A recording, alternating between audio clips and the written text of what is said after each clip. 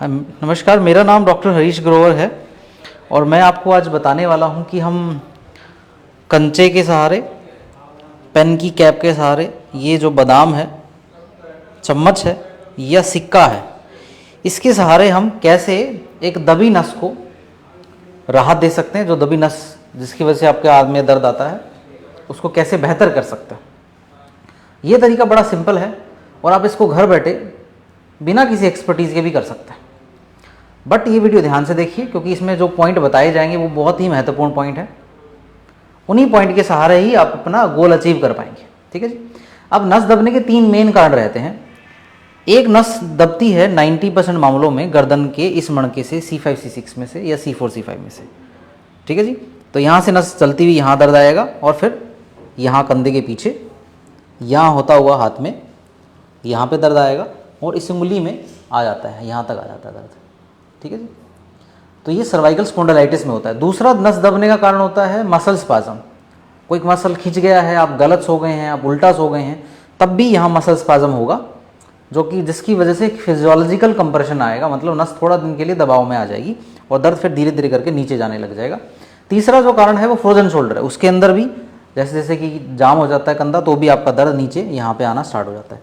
तो इन तीनों ही मामलों के अंदर ये तरीका बहुत ही रामबाण होने वाला है, बहुत ही कारगर होने वाला है। ठीक है जी। तो एक बार टेक्निकलिटीज़ में आपको बता दूं कि ये होता क्यों है ऐसा। गर्दन के अपने मणके होते हैं, इस तरीके के 7 मणके होते हैं।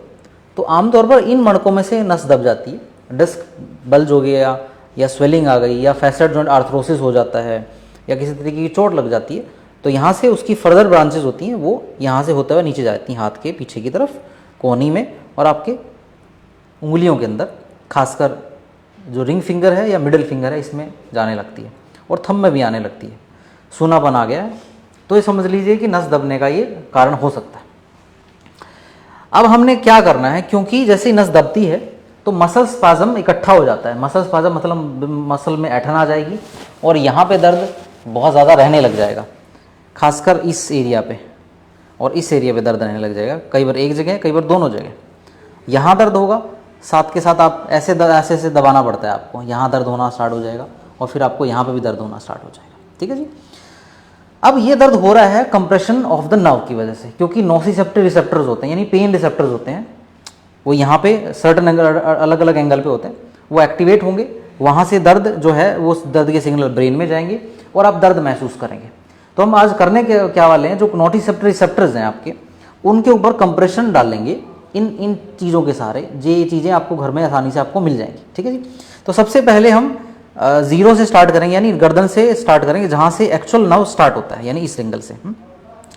तो यानी आपने लगाना कहाँ है, सबसे पहले जो चीज़ गोल है आपके पास, गोल चीज़ आपके पास ये भी हो सकती है, एक आपका कंचा हो सकता है गोल चीज़, आपके पास गोल चीज़ एक बादाम भी हो सकता है। अगर आपके पास और कोई गोल चीज़ है तो भी आप लगा सकते हैं। ठीक है जी। तो गोल चीज़ जो लगेगी, जो आपका ये उभार है हड्डी का और आपका कंधा है, इसके बीचों बीच यहाँ लगेगी, इस एरिया पे। ठीक है जी। तो आप दोनों कंचे इन एरिया पे लगा सकते हैं जी। ठीक है। इसके बाद नीचे लगाना है और नीचे लगाना है फर्दर नर्व्स के उस पर। आपको लगा के मैं बताता हूँ। अगेन जैसे मैं बता रहा हूँ कि इस वीडियो में पॉइंट ही सबसे इंपॉर्टेंट है, तो पॉइंट सारे ध्यान से देखिएगा। टेप कोई भी हो सकती है, बट टेप थोड़ी मोटी हो तो ज़्यादा अच्छा रहेगा।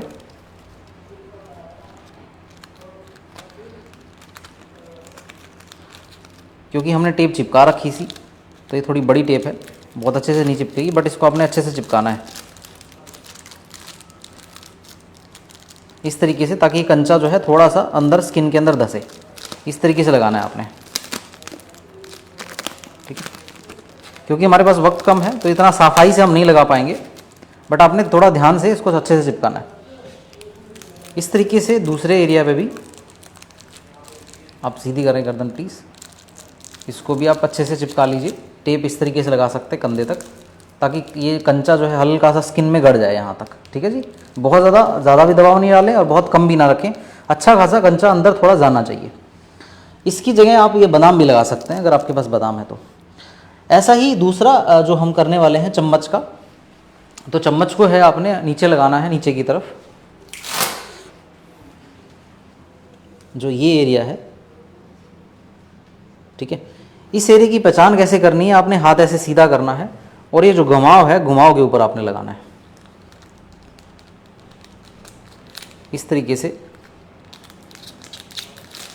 घुमाव के ऊपर लगाइएगा। एक बात इसमें ध्यान रखिए, इसको पूरा दबाना नहीं है आपने, मतलब आपने क्या करना है, हल्का सा प्रेशर लगा के रखना है ताकि चम्मच इस पे दो जगह से अटक जाए।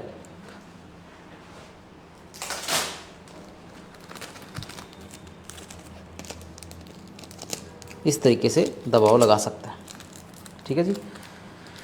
तीसरा हमारे पास है पेन की कैप। पेन की कैप यानी लिखने वाला जो पेन होता है उसकी कैप है, वो आपने यहाँ कोहनी के ऊपर बीचों बीच लगानी है, क्योंकि ये दर्द बहुत ज़्यादा, ये पॉइंट बहुत दर्द करता है बहुत सारे लोगों को, यहाँ बहुत ज़्यादा दर्द होता है, ठीक है। ये वाला और ये वाला दर्द बहुत ज़्यादा होता है, तो यहाँ पे भी आप इसको लगाइए। अगेन दबाव मॉडरेट होना चाहिए, बहुत हल्का या बहुत अंदर नहीं होना चाहिए, ठीक है जी। इसके बाद जो सिक्का होता है, सिक्का आपने लगाना है इन पॉइंट पे, जहाँ पे गांठ सी जो दिखाई देती है ना आपको मोटी मोटी, इन पॉइंट्स पे लगाना है, हल्के से घुमाव के ऊपर, पैरेलल नहीं लगाना, हल्का से घुमाव, क्योंकि ये नस जो है घूम के आती है आगे की तरफ, तो घुमाव पे लगाना है। ये भी मैं आपको लगा के दिखा देता हूँ एक सिक्का कैसे लगाना है।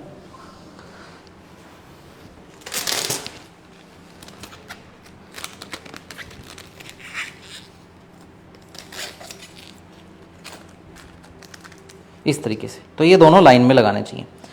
तो आपने देखा कि हमने नस ये यहाँ से निकली, यहाँ पे लगाया, इसके बाद यहाँ शोल्डर पे आती, यहाँ पे लगाया, यहाँ पे और यहाँ पे, ठीक है। इस प्रोसेस को आप हफ्ते में 3 बार दोहराइए, एक दिन छोड़ के एक दिन, लगातार 3 से 4 हफ्ते तक। इससे क्या होगा, आपकी नस में जो कंडक्शंस है दोबारा से रिवाइव होना स्टार्ट हो जाएगा, और यहाँ में मसल स्पाज्म जो है, मसल जो इकट्ठा हो गई है, ऐठन आ गई है, वो धीरे धीरे आप देखेंगे खत्म होती जा रही है अपने आप ही, ठीक है। इससे सुन्नापन भी धीरे धीरे कम होता रहेगा। अगेन ये पैरालिसिस के केस में काम नहीं करेगी, ये उन्हीं केसेस में काम करेगी जिनके अंदर सर्वाइकल स्पॉन्डिलाइटिस है, फ्रोजन शोल्डर है, या किसी तरीके का मसल स्पाज्म है, क्योंकि पैरालिसिस के अंदर जो ब्रेन है वो डेड, उसकी जो नर्व्स है वो उस तरह कंडक्शन नहीं आ पाता, उसमें काम नहीं कर पाएगा ये, ठीक है जी। बहुत ही कारगर तरीका है। अगेन इसको शेयर करिए, आप इसको सेव करिए वीडियो को, ताकि ये जानकारी बहुत सारे लोगों तक पहुँच सके, ठीक है। और हम और आप सब लोग मिलके इस जानकारी को ज़्यादा से ज़्यादा लोगों तक पहुँचा सकें और लोगों की हेल्प हो सके।